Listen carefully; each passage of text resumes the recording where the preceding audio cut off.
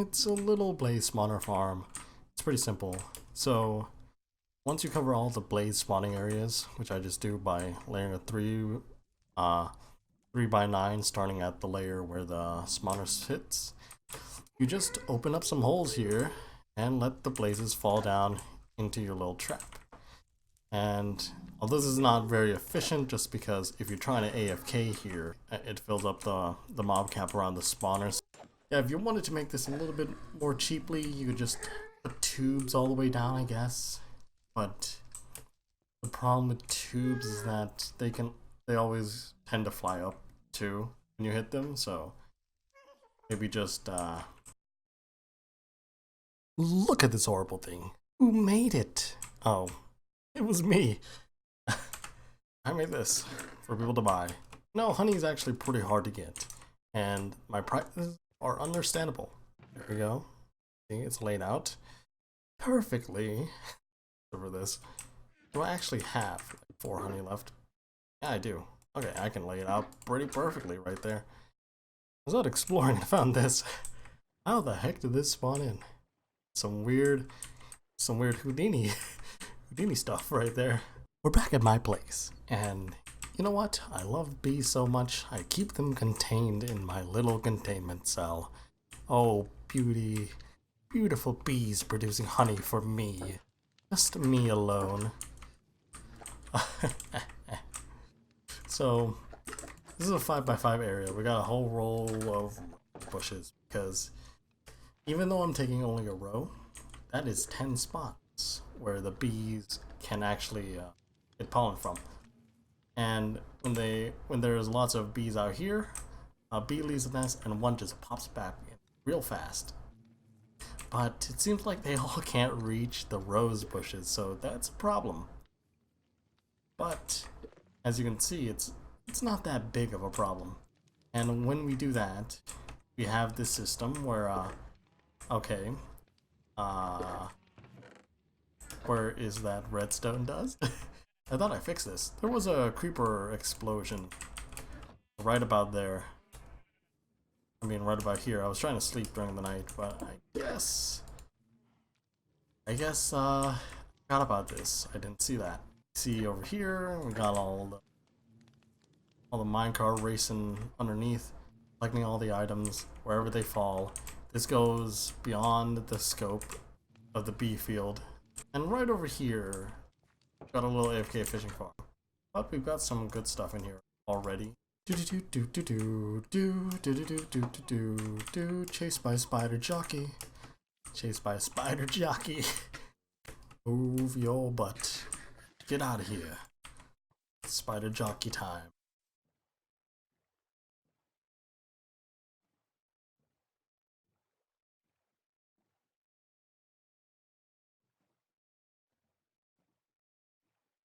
This village is awesome.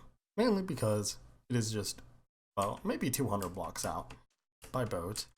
And this hill looks super interesting, doesn't it? Feels like doom doom doom, like a little mountain.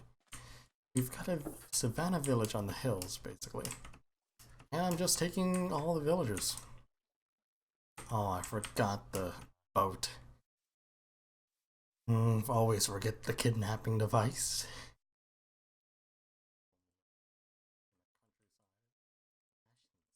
Hopefully they see these first. Oh no.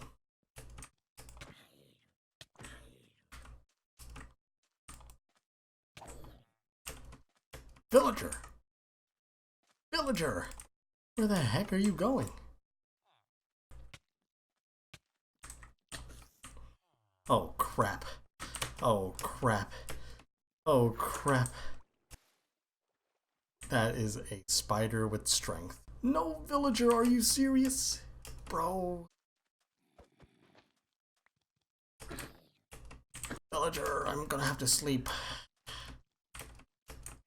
I can't sleep. Yes, I can, yes, I can, yes, I can. Okay.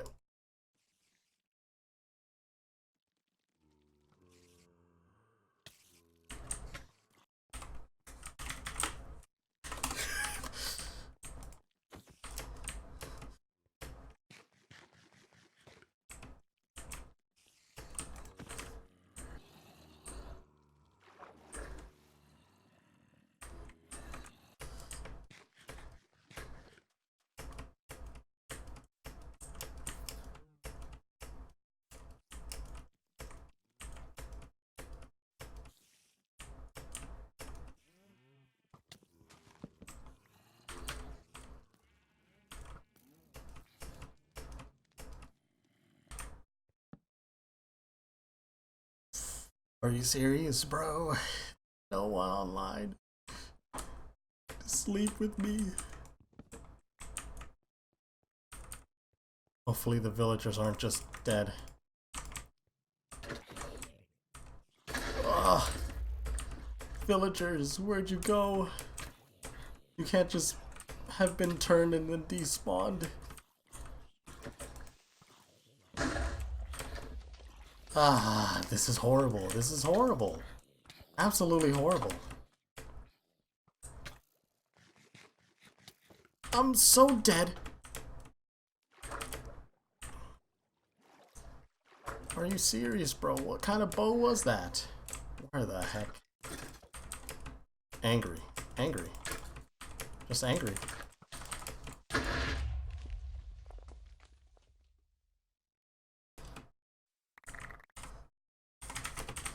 The lag.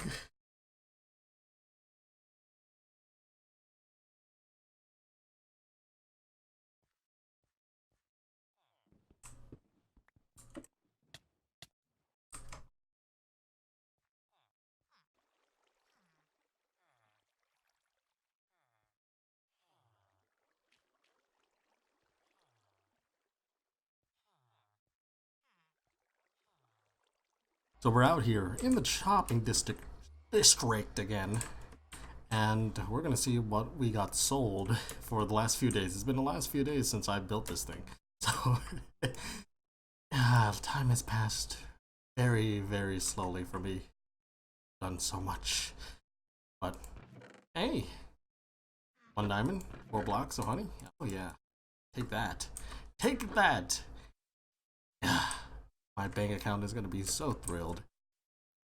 Look at it, making a straight deposit.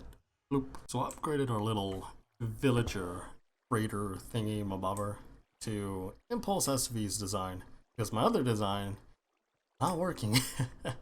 So what it does is that the guy just farms around. I gave him potatoes. He throws them to these guys who collect the potatoes and begins to start breeding. And if there's extra that they can't collect, put in the chest down here. And now small villagers, small villagers, yes, baby villagers will drop down into this, and they'll land here, which we can safely transport them anywhere else, and they'll just stay there if they're grown up as well. I don't think they can access the beds as well, but no baby villager has spawned here yet. And the first thing we're going to do is trade from this guy. This guy was a remnant of the old trading system. Him up to the snob. Got for me. Trading this because I have a zombie spawner that I will show in just a moment. As we head down in the mines, we're just down here. We're going to left stairs. And with this hole here, which I don't remember if that was intentional or not. Probably not intentional. To my advantage, you know. As I do, we go all the way here. There's a scaffolding that goes straight up to the zombie spawner. That's where we're getting all our little things. Best case scenario is that we can move our villager all the way over here and trade all our zombie flesh to the villager. Boom, boom, ow. However, when the villager breeder did work, we did get enough villagers, and we got enough to replace the villagers from last escapade when I brought them over here to the I brought them over here to the main island from over there in Savannah Village, and we got this up and running. Nice. And it's not fancy right now because I ran out of blocks while building this.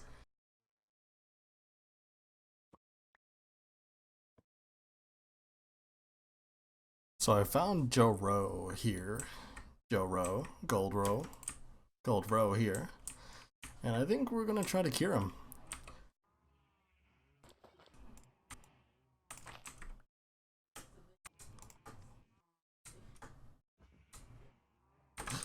No. He's actually dying. No. Gold Rowe. Don't die! Oh, gold row. I didn't know the helmets took damage in sunlight. I think I remember reading about that, but it's been so long. It's escaped me. So I changed up the original farm design to 3 wide here, and we've got this little cutout for the farmer villager to walk over and distribute his crops to his fellow villagers. But there was a problem with the old design, was that they couldn't find all the beds. So I actually made a huge room for them here, laid out all the beds, and then they could breed. Finally, like really, they really could breed. And it was sad to see that the original design didn't work, but at least it's working now, right? And actually, I've yet to see a new baby villager pop out. So we might just go back to the room design if this doesn't work out. Here we go. I think it's happening. I think they're breeding. One of them just needed more food, and they're going straight to sleep. Here we go. We can't miss it, right? Can't miss it this time. Oh wait. This is one of the problems, was that the farmer kept trying to breed with them. So I don't know why this farm isn't really the best farm out there. Breaking 3, huh? That's not bad, but mending is way more important. You really can't find these beds, huh? Finally I get mending, but it's 10? Are you serious? 10? I'm gonna keep trying. The next one I literally get is for 14. Building this pathway is not easy business. Especially when you don't have feather falling still. And I died right here. Apparently there's an airdrop incoming. See here. I have no idea what that means. One possible thing that it means is that he's gonna come over to my base and give me some gold or something. Because I've been asking for gold. I'm not done with all these rails and stuff. I need the gold. But if we can't find the gold, then we need to go to a mesa biome so that we can just get gold at iron level. Oh, come up ground. What an airdrop.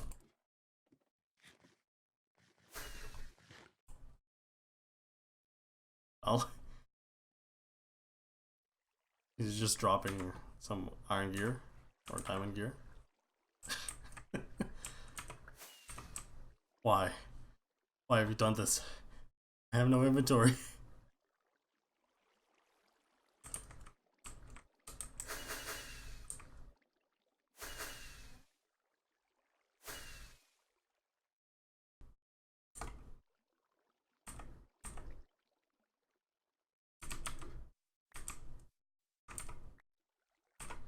Ah, he gave me a shulker box too.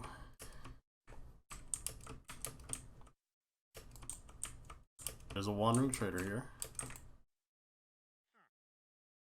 But nothing good. Oh, gave some golden carrots as well. You know, I really need some gold.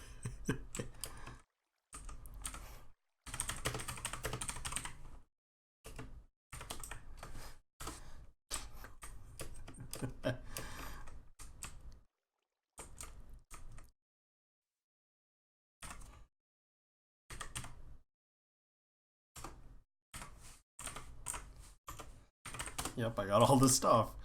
You know, they're not just thrown in the pit. There's been a lot of upgrading, a lot of time has passed, and someone's making a shop over there. I think it's Sela, selling all the ocean monument stuff. But we have our shop here. It kind of got, it's more like a hut now. And I bought a mending elytra from Deckard as a backup. And here we're gonna buy a box of gunpowder firework rockets just because I need them. And there, we're gonna open it up, grab one stack of firework rockets, and hopefully we're just gonna fly all the way to the mesa, which is just north from the shopping district to mention. Gold, gold, gold. Found this while caving, huh? Great. Great, great, great. For anyone who wants it, it's here. Apparently this is Sila's place. I can see the Yoshimanya right there. Yep, just got some hired help. Look at you, boy. But you're just going to go straight into the little hole I made. Yes. There we go. Thank you. Ah. Hey, Sila. We're just gonna make a small 5x5 slime, even though they're only like 3x3, but we need some place to put the eyes. I'm wondering what it's gonna look like with these eyes.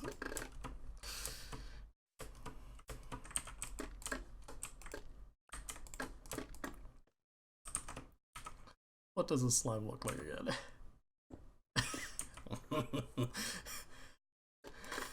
That's a slime. Let's make this a little fancy, right?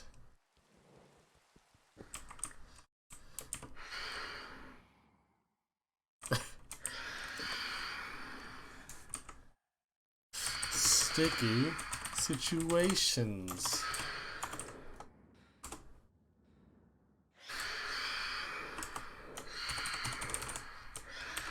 Like in days. Anyways, I think this looks fine.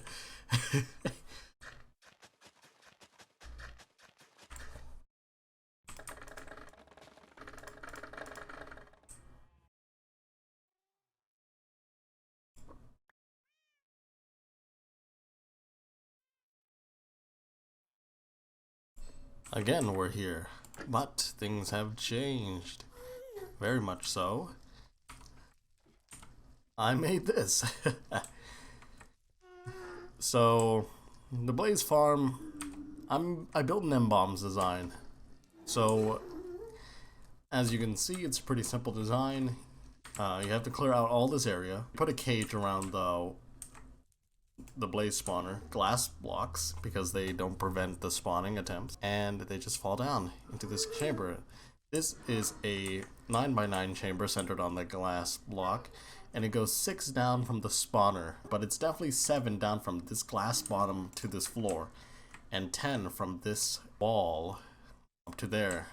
And this whole thing here is built on the corner of these two sides of the glass wall. So the thing is that mobs wander, right? But they have a chance of wandering to opaque blocks. So you put this whole rectangle of opaque blocks here, and they just wander in by themselves. There are trapdoors. You could just follow Nembomb's little mini farm there. And the redstone is pretty simple. There's just a redstone torch behind this lever that controls the trapdoor that stops it from spawning in. And you press this button, it has to be wooden. And there's 3 comparators this way, 3 comparators this way, powers into a block, into a sticky piston that pushes a block and suffocates them for as much time as it needs to one-hit kill it. And it's good because there's no redstone, like there's no pushing mechanics, there's no pistons firing off all the time, and it's pretty simple. All you need is a lot of blocks, and this is a lot of blocks. So if you want to count how many blocks there are here, go here. 1, 2, 3, 4, 5, 6, 7, 8, 9, 10, 11, 12. And this is going to be 12 as well. And it goes up all the way, almost to the height of the glass block there. Just a little bit. But since I have a lot of room up there, I also just put slabs on there, and I put slabs up there because blazes will not be able to pathfind to you, just because they can't go past that 1.5 block gap over there. And we'll test the claim that it's one-hit kill. Yep. But we just want our little sword here and press it up there. Also, there's another reason why this whole floor is covered with slabs, just because zombie pigmen shouldn't be able to wander in here. Except I think that pigman came from over there. And they don't prevent the spawning, the pathfinding attempts into the little hole here.